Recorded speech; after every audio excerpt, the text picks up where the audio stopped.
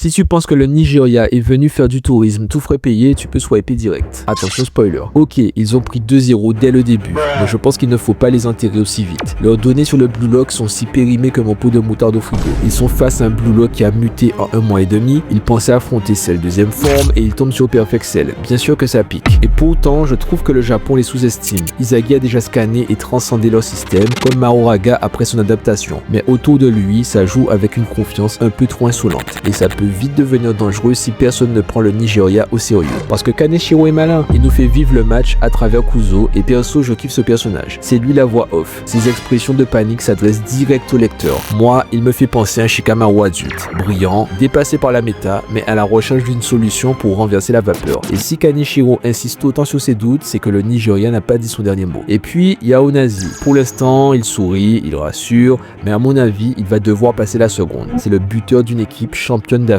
et ce titre, ce n'est pas juste pour la déco. Ces gars-là ont déjà battu du lourd, sauf si tu considères que les équipes d'Afrique sont faibles. C'est pas moi qui marche sur des œufs, c'est l'auteur. Onazi l'a dit lui-même, on a déjà surmonté ce genre de mur. Ce n'est pas la première fois qu'ils doivent s'arracher pour gagner. Et son tout va bien, je suis là, je ne pense pas que ce soit juste pour se la raconter. Derrière ce calme, il y a une vraie intention. Mais pour survivre, le Nigeria devra forcément se réinventer. Changer de système, surprendre le Japon, éviter que tout repose sur Onazi. Et c'est là que Kaneshiro a deux options. Soit il joue la carte de l'outsider héroïque qui galvanise la foule et donne envie de les supporter, soit il brise l'illusion et nous rappelle qu'ici, il n'y a pas de place pour les sentiments. Petit détail que je trouve énorme dans le flashback, leur t-shirt d'enfant. Kuzo avec barre, Onazi avec big bonus triple 7. Dans Blue Lock, la chance est un vrai concept. Du coup, je pense qu'on peut lire ce match comme un duel symbolique. Izagi et sa rationalité froide contre Onazi et sa chance insolente. Le calcul pur face au jackpot du désespoir. Mais Onazi, ce n'est pas juste de la chance. Après 2 flashbacks, j'attends de le voir passer du gars qui sourit tranquille aux joueurs qui s'arrachent vraiment. Et c'est là que la narration de Kaneshiro tente de nous piéger. Pour une fois, on est presque du côté de l'adversaire. Le Nigeria, c'est l'outsider héroïque. Le Japon, avec son assurance arrogante, passe presque pour l'antagoniste.